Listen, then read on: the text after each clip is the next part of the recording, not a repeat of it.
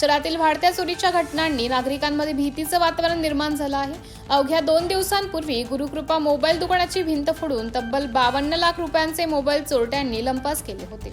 त्या घटनेचा तपास सुरू असतानाच आता चोरट्यांनी थेट एका घरालाच लक्ष्य करत पोलिसांना खुलेआम आव्हान दिलं आहे। तळोदा शहरातील यमुनाईनगर परिसरात रविवारी 12 जुलै रोजी पहाटे अज्ञात चोरट्यांनी बंद घराचे कुलूप तोडून सुमारे 6 तोळे सोन्याचे दागिने आणि 85,000 रुपये रोख असा मोठा ऐवज लंपास केला।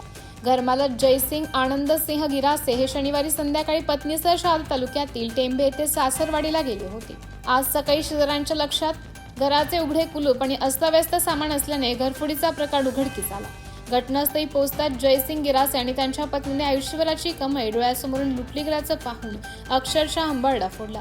त्यांच्या रडण्याने परिसर हेलावून गेला। संपूर्ण घरातील 2 कपाटे, पलंग आणि सामान चोरट्यांनी उलथापालथ करून नासधूस केली होती। या घटनेनंतर संतप्त झालेल्या कुटुंबियांनी तळोदा शहरातील कायदा व सुव्यवस्थेवर गंभीर प्रश्नचिन्ह उपस्थित करत पोलीस प्रशासनाविषयी तीव्र नाराजी व्यक्त केली।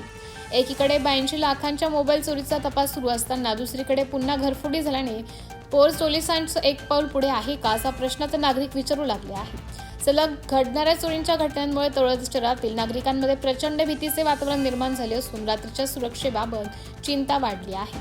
घटनेची माहिती मिळताच पोलीस उपनिरीक्षक स्वप्नाली रोकडे आपल्या पथकासह घटनास्थळी दाखल झाले असून पंचनामा करून पुढील तपास सुरू करण्यात आला आहे।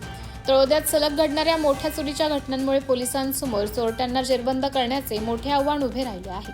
आता या वाढत्या गुन्ह्यांना आळा बसणार का की नागरिकांची भीती आणखी वाढणार याकडे सर्वांचं लक्ष लागलं आहे।